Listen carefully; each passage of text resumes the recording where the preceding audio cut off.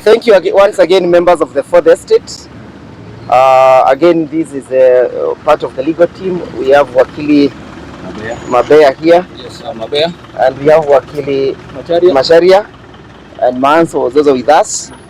And we want to communicate to the world about the frustrations that we have had at the D.C.I headquarters today. As it has gone on record that yesterday we were summoned at the regional headquarters, where we appeared and declined to write any statement of whatsoever nature, electing to exercise our rights to remain silent. So today we were invited again to the D.C.I. We are joined by a senior counsel, Maanzo, Senator for Makueni, in. But again, even when we reported here at 7 o'clock as directed by the office in Nyeri, we have spent the whole day waiting for a decision to tell us go home. So we've spent the whole day waiting for somebody to come and tell us go home. Again, when we came here, they sought to interrogate us, and we told them that our position is as it was in Nyeri, that we are electing to remain silent, and that we are victims and not aggressors, and that if they were candid with what they are doing, they should go and look for the aggressors, because the aggressors are known.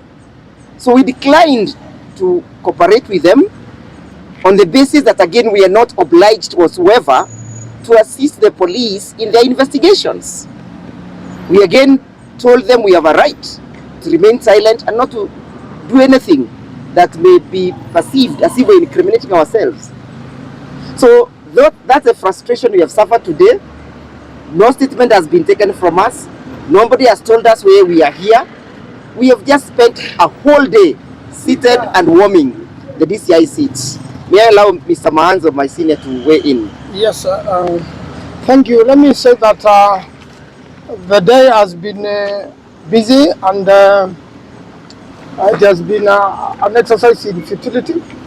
First and foremost, if you are a suspect, then you must be informed what you are being charged with, and then you have options at Article 49 and 50, and you have rights as an accused person.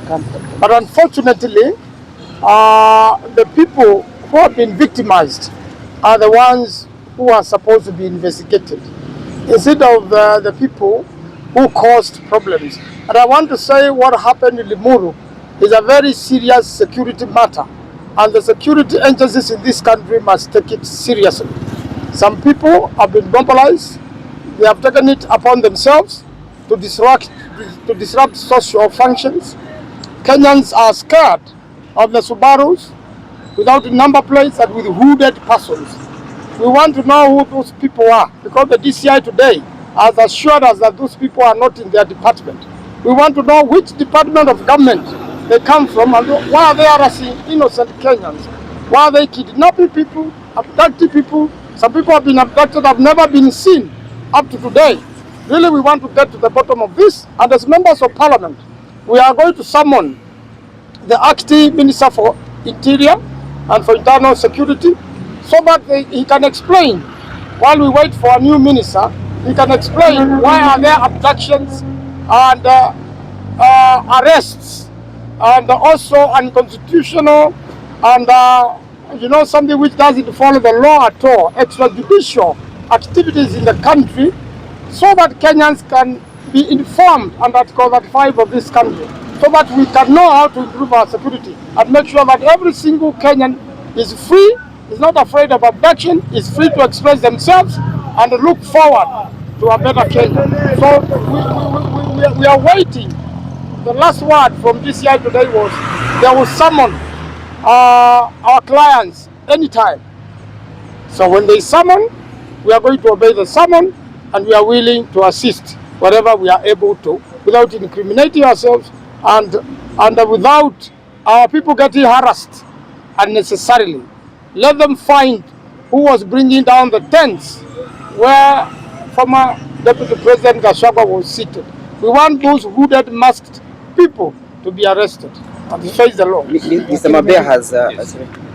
Yes, just a question for Talking of Senator from Karugo, also member of Parliament from the former MP, were they appearing before D.C.I to offer information on what happened at the burial or as suspects? They had been called as suspects, and they were told that in fact they are the ones who caused damages to themselves. They are the ones who attempted to murder themselves. Ridiculous charges. I am very sure the government knows and has an idea.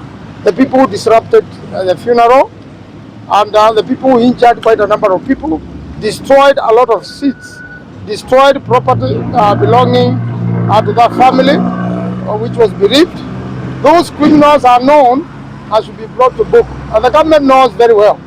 The member of parliament, the senator for Kiambu and the former member of parliament for Rimuru are mere victims.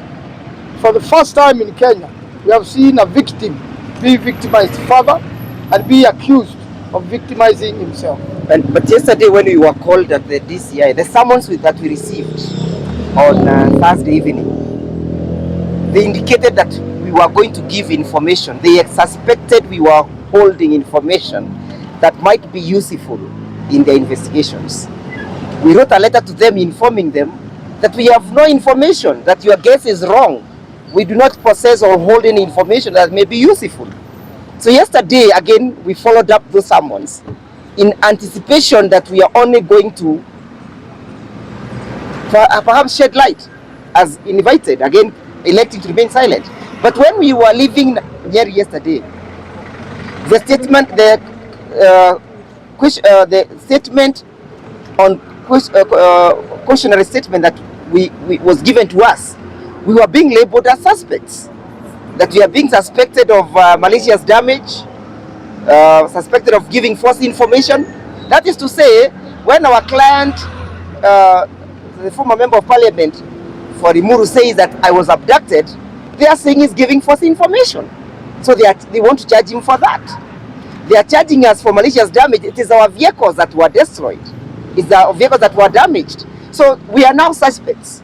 They are even suspected, placed suspicious charges of attempted murder. That is to say, we are attempting to murder ourselves.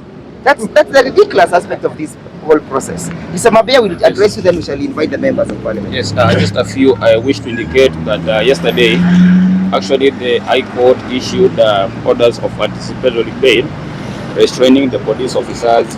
The investigative authorities are quite aware of the existence of such orders, and we wish to state that the manner in which they have been detained an entire day at the D.C.I headquarters, and yesterday they were also detained in Nyeri, the same is akin to trying to circumvent the said orders.